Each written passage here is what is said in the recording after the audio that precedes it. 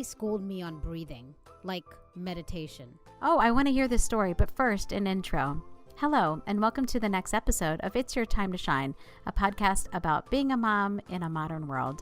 My name is Juspreet Kaur, and my co-host, Lisa Vora, has a story for us. Right, Lisa? All right, so my very wise daughter. We were at dinner, and Allie didn't want to eat the food, so she had folded her arms all mad. So Samir yelled, like really yelled. And when we yell at her, she gets really upset and gets teary-eyed. We don't yell too much, I have to say, but sometimes we do because we know it'll make her listen. Oh, really? My kids love it when we yell at them. Oh, wow. Well, Allie probably will. She's just young. Every kid gets upset. What are you talking about? Oh, sarcasm. I missed that. Can I finish my story?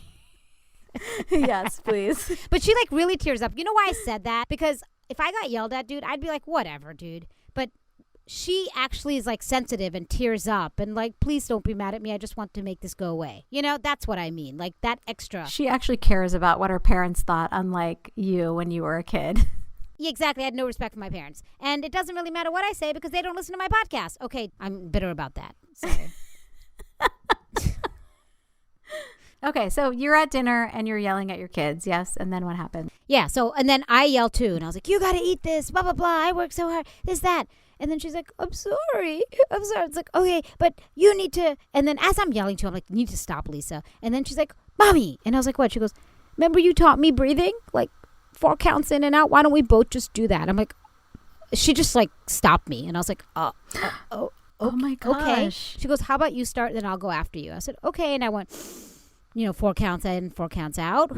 And she did it too. Yeah. And then Samir started doing it too. And then all 3 of us held hands. And then I'm like, Allie, thank you. Thank you for centering me. I'm so sorry. Like it was a weird, like neat, nice little moment. And then I was like, we're all gonna go around the table and all of us will say where we went wrong. And Samir's like, I should not have yelled at you. That was not like as loudly as I did. I'm sorry. I said, me too, Allie. I was not just yelling, but I was saying, you have to eat this. And that's never been our deal. Like, I just want you to try it. And then I was like, and you? And then she's like, I shouldn't have just folded my arms angry, not grateful for the food. And I won't go beyond that. Obviously, we had a conversation, but it was nice. So yeah, that is nice. Yeah. So also, do you blame her? I mean, your cooking is not all. Oh, just kidding. Just kidding. No, I love that. I had to make a joke because the expectation is so high that I will make jokes all the time. But no, honestly, that's beautiful. In her defense, it was steak, and I feel like it was kind of an adult taste. And I totally had barbecue chicken in the fridge from the night before. I could have given her, which I did end up giving her. Hilarious. My little one's had her birthday last weekend, and her ideal dinner is steak with mashed potatoes and asparagus. Oh my God, that's what I made, minus the asparagus. It was kale. The mashed potatoes have to be fluffy.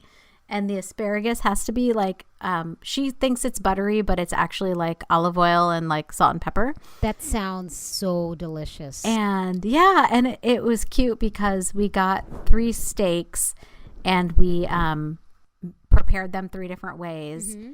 And then we kind of like sliced it up so everyone could try everything, right? He had one recipe that he made, which was like an iron skillet steak recipe. Oh, okay. And then I had a new marinade, which was like cherry, pomegranate, and habanero. It sounds like it doesn't go together, but it was really, really good. It was like spicy and sweet. It was just to marinate, and you cooked, and you just put the steak in there for like, what, a few hours before that? Now I want the recipe. That sounds really good.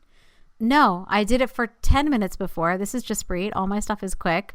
10 minutes before, and then I cooked it on the barbecue grill because it's easy to cook on the barbecue grill and cooks in like 8 minutes. And but the funny thing is, at the end, I was telling Budum, I was like, man, our kids are like cheap dates because pre-COVID, we would have gone out to dinner for a steak dinner and it would have been like $50 a steak, And I was like, here we are. Yeah, it's so much cheaper. We're saving a lot of money. Yeah, here we are. I made 3 steaks for $50, maybe, I don't know, whatever, like however much you spend on the meat.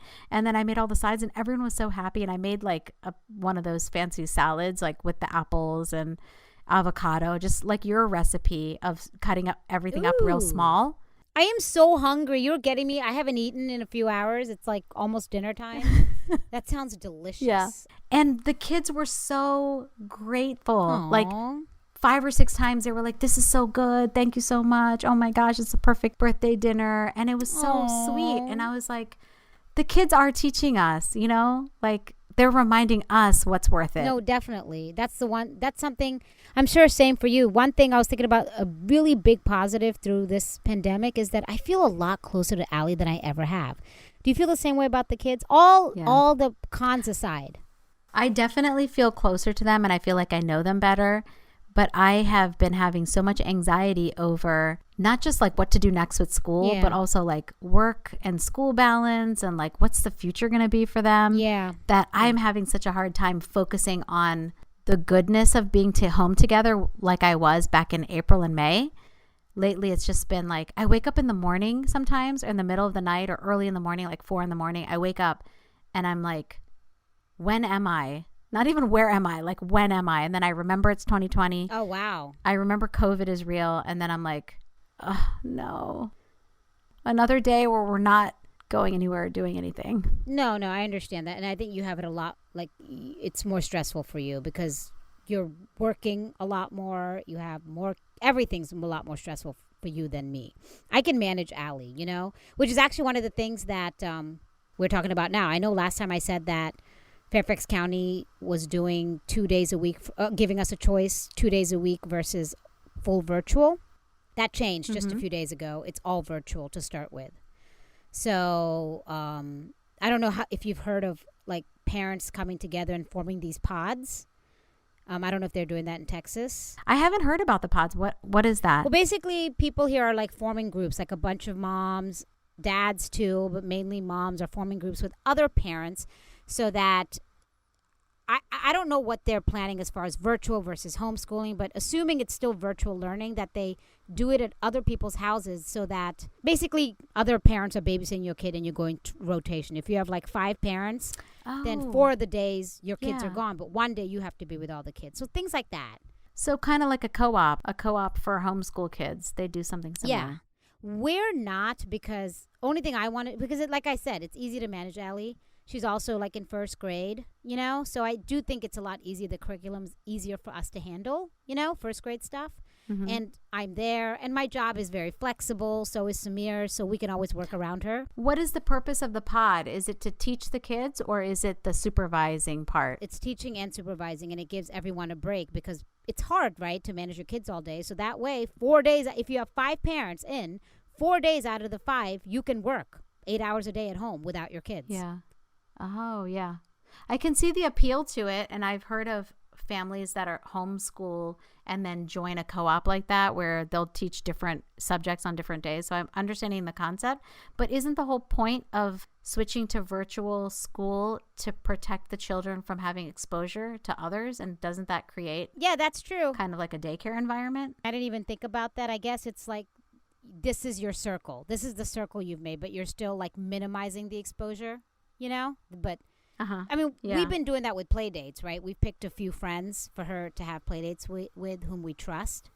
So I'd say that's I guess that's the logic, or that's what they're probably thinking. I'm saying there because we're not considering pods, but the people who are doing it, that's probably some of the things that they're thinking about. We personally, I just want to do like a tutor because there's one day there's no school, and if Allie needs a tutor, that would be like 1 day a week I would hire one, and I would be willing to do that with another parent, and that's just because it's specific to my child. I can see the pod being like a good social outlet for the child, even if it wasn't every day, because at least they're still getting some of that interaction and the camaraderie. There's that too. But then what about the parents who might be introverted or not have friends or no one invited them? Like, I'm always worried about the children who are in families that either don't have that circle, don't have access, or don't even have the flexibility. Yeah. No, there's a lot of things. There was a New York Times article about the continued divide between the haves and the have-nots because of these pods.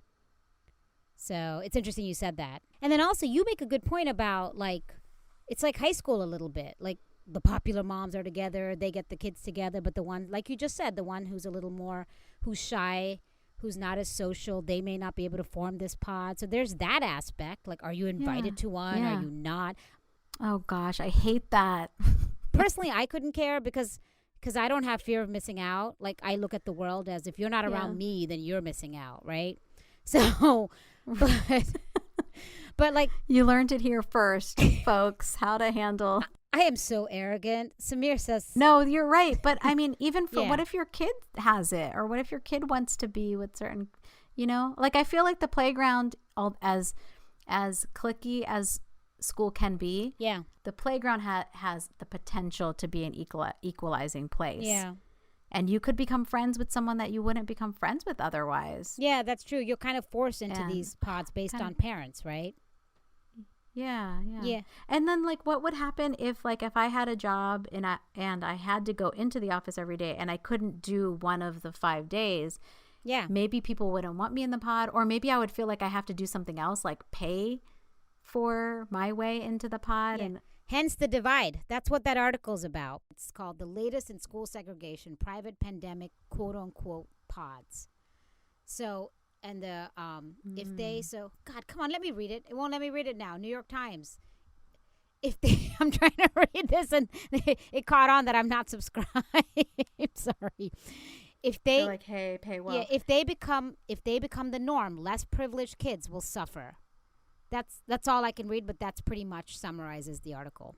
That is so obviously true. Yeah. Hearing you say that, of course, less privileged kids will suffer. Yeah. Of course, it'll be like the soccer moms who will all get together and get organized. Yeah. And their kids will be able to do projects together, and the others will be left out. They'll literally be That's left behind. Yeah.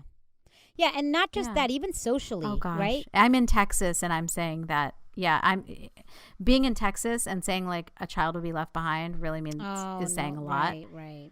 Yeah. Because of the No Child Left Behind, which Bushes, is like yeah. a whole loaded thing. Right. Also socially, because I'm thinking about 3-4 kids and they form their little clique and they become good friends because they're together all year, and then when they all go back to school the following year, the person who didn't have the luxury, less likely to be invited to like the cliques, not be a part of a clique, right? Right. Yeah. And the older they are, the more impact it will have too Yeah. on like social networking and social coping. Yeah, and definitely. a lot of those things. Yeah. I'm seeing that in my kids, where my oldest one is just so desperate to get back and just have social interaction.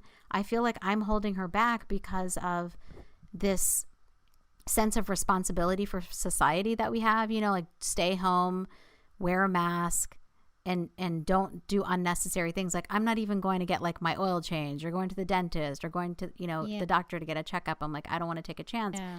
Well, you're in a hot spot too now. So Yes, absolutely. Yeah. But then there are other families that are like, oh, having our kids get together from time to time is okay. Mm-hmm. And I don't judge anyone for it, because I'm like, everyone's making the best Yeah. decisions that they can. Yeah. But in the long run, how does that affect our children? Like, what impact will it have? No, you're right. And depending on where you are, like I've told Samir, if like things, I think we're just in like a good place right now. In a few months, we're going to go right back. And if things get worse with our numbers, that's when we stop the play dates. So it also depends on everything going on around you in your state, in your city. Yeah, definitely. And your family. Yeah. And You your, gotta keep that in mind, definitely, too. and your family as well, because we're still not we're still very distant from my parents. Like when I see them, it's mask Right. and distance, no exception. Mm-hmm. Yeah, it's a big change. One of the things that they started doing in San Antonio that I was like so proud of and so happy about is the libraries aren't open unless you have an appointment. Oh, like you have to okay. make an appointment. They let a certain number of people in at a time. It's a very, very limited amount. And there's only certain locations that are doing that. It's mainly just to be able to have access to the computer and the internet Yeah. with one of their devices. Yeah. But they started this thing called curbside pickup, which is so cool. Like you order your books online, and then when they're ready, they send you a text. You go and you text them and let them know you're there, and then they put the stuff out on a table for you that's outside. And then they go back inside, and then you can walk up and go get your things. That's amazing. Yeah, super amazing. And we had a bunch of books that we were saying like, oh, I want to read this. I was so excited. I was like, oh, one little piece of like feeling normal, right? Going to the library, getting your books. I know how much you love the library. So yes, and I totally do. And the library in San Antonio, and I think a lot of urban libraries all around the country, are so devoted to bridging what you're talking about, that digital divide that separates the haves and the have-nots, and the privileged children. Like hopefully people who don't have access to computers are able to get those slots to go into the library and use them. Exactly. Yeah. Or even just have the Wi-Fi on at the library so like you can drive up with your device. We did this curbside pickup a couple times. It worked great and it was like really awesome. And the third time we went, I went to go pick up my books and I'm standing like 15, 20 feet away in the parking lot, basically with my windows down. And this girl and her dad walk up to the door and they're like reading the sign on the door that says like the library is closed. This is happening in July and the library's been closed since March. So like obviously they haven't been there in a while, right? And they didn't seem to know like exactly what was happening. And so they're like reading the sign and everything. And there's a security guard in a vestibule and she opens the outside door like 4 inches so she could talk to people. She had a mask on and they had masks on. And she's like, oh, it's digital only. You got to download the app and then, reserve your books or whatever. And the dad, I could tell as a person who speaks more than one language, I could tell that English was not his first language. And he was just kind of like, my library card. He asked her my library card and she was like, well, you just need the number when you download so you can set up an account.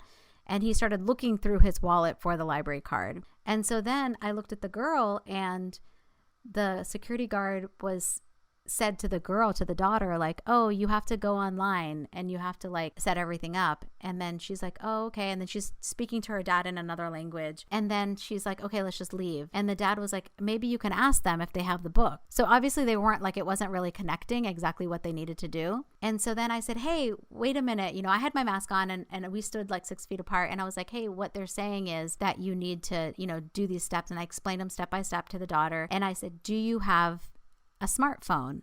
And she was like, no. And I said, do you have any way to get on the internet? And she was like, well, I do at home. And she was like, but I don't know if I'll remember the steps. And I was like, well, why don't you call the library and, speak to a librarian and tell them what you're looking for, right? Yeah. And the security guard was like, oh, that's a really good idea to me. And she didn't know that like I'm on the board of the library. So obviously I'm thinking about it a little bit deeper, right, than the security guard is. And she was like, oh, I can go try to find a librarian. But the librarians were all busy like grabbing all the stuff for the holds. And there were so many people that were coming to pick up. So the little girl was like, oh, I'll go home and then call the library. And I was like, okay, do that. But it made me think. I was like, here we are. Yeah, but you really wanted to help. Like your brain, you were in problem solving. I'm going to help them mode. And that was where you were. Yeah. But it really made me think afterwards. I was like, here we are, curbside pickup. It's so convenient. Right. For me, when I have my device and I can download apps and have unlimited data. Yeah. And it makes you think about that. And like the pods is another great example. That story makes me sad though, because you really illustrated the divide. That's it right there. Yeah. And it's like. That really does. It actually makes me so sad how it's. Yeah. And the layers of the layers to the story are just so heartbreaking. It says it all. This story right now just summed up everything. The pandemic, the social divide. Mm-hmm. For one thing, this girl who's like 7 or 8, the fact that she's translating for her dad. And, we've talked about this before, right? As children of immigrants, sometimes you have to do that. And it's not a burden for her because that's her normal life. But it makes you think like here we are as a grown woman. And here is this grown woman as a security guard at a library that is depending on a 7 or 8-year-old child to bridge that communication gap. Like we can do better than that. And then the other thing, and this one will really this was so cute, but also heartbreaking in a way, is I said to her, do you know what book you want? Or were you just going to look for books? And she said, oh no, I know what book I want. It's the next one in this series. And as soon as she said that, not only personally, but in my kids too, sometimes you're so excited to get that next book. Yeah. And for our listeners who might not be book readers, it could be that next episode. That feeling, that anticipation, I want to know. As you said, I used to always wait for Sweet Valley High, the next book. So just how it's going to unfold. I was like, no, I felt so bad. I really felt for her. It was a great reminder. But that means she's an avid reader, which is great. That even through all the obstacles that she has, she's still able to find a way to read and nourish her brain, truly, and hopefully someday lessen that gap. Yeah. And then I shared it with our the library system as well. I was like, hey, you guys are doing great with the curbside. I love it. It's such a great service. And it kind of makes you feel normal to get books again. but also here's something that I witnessed. And like, how can we think about that? How can we think about those use cases for people who don't have unlimited data or can't just drive up to the library between the hours of 12 and 5, which is a very specific time of day. Right. And I don't know what their criteria is for people who can come in, the few people that can come at one time, but maybe Right. at least a certain time period where, I don't know how they would say it, but people who need it more, like lesser socioeconomic status. Yeah. But I don't know how you'd say Based on need, yeah. Or maybe even just like I believe people are generally good. And if someone told me like, hey, if you don't really need to come in and you Yeah. can give someone else your time slot, like I would Yeah. I would be up for that. I'd be like, oh yeah. You rich folks, don't come in. That's what I'm trying to say. PC, don't come in. If you got internet, don't come in. Yeah. If you could order this book on Amazon. That's it. Service only for people without internet. And then like as we keep on going through pandemics like this, like how do we make sure that it isn't just certain socioeconomic statuses that are doing fine, in terms of like who can work from home, how we make all this work. And gosh, it's just that reminder that we have to, as a society, we have to have like solutions for everyone. And like, even though I don't need to have like that pod system since my kids are a little bit older, what are you thinking? Are you thinking about adopting something similar to that with your tutoring? Like, will you do your tutoring in a pod? If someone's interested on the one day I want tutoring, then they're welcome to bring their kid to my house. It's fine. That's the most. That's it. Only because of the flexibility that I have. So that's what I can do to give back. That's hard though too, because we're not used to like as a society taking favors from someone and then not feeling like we have to pay it back. I don't know. I don't even know. Like one friend who was talking about tutoring the kids, and then she got me in a group text with another mom. I was like, well, how did this happen? And the other mom's like, nice to meet you. And I was like, yeah, nice to meet you too. And she goes, I'm going to a Zoom thing to find out more about pods. And I wrote back, oh, great. Let us know. I can't make it. I was trying to be like me so that she would stop texting me. So that's what happened. You're trying to have people avoid you. I'm not already. trying to do Okay. the pod. I don't even like the just word kidding. pod. No, I was talking to me. I hate that word. And he's like, why? And then the next day, the New York Times article came out. I'm like, this is why. So he's like, that is not true. I was like, yeah, you're right. I just didn't like the word. But it sounds clicky. It sounds clicky. It does. Right? There's something Yeah. about it. Like, because that's how I was texting a friend and she asked me, and that's when I said, oh, I'm thinking about doing this tutoring thing. She goes, oh, we're thinking, have you heard of this thing pod? I'm like, yeah. But I was just trying not to use that word. What about you? So you're not going to do the pod, but I guess the kids are just home virtual every day? So here, we were asked to share our feedback on whether virtual or in person, how you would send your kid back. And I guess the results must have been overwhelmingly for virtual because they just made school completely virtual for the first 3 weeks. And then they're going to reevaluate. But I am going to be doing similar to what you and Samira were saying about playdates. I'm going to be monitoring the cases and make the determination based on that. Because even though they say under the age of 10, the likelihood of getting COVID is much less. And then between the ages of 10 and 14, it's more about passing it on to others and less about symptoms yourself. They're still saying that there's also some long-term organ and lung damage that could happen. So I'm like, I don't want my child to be an experiment, Definitely. We should ask our listeners, tell us what you think. We've been getting some really interesting questions and comments about whether sending children back to school or just straight up homeschooling, which I've been surprised by how many listeners have shared that they're considering homeschooling as well. I'm not there yet, but maybe things will change over the next couple of weeks. Tell us what you think. Share your feedback. We love hearing your ideas on how to keep your children busy while they're at home too. And as always, thanks for listening.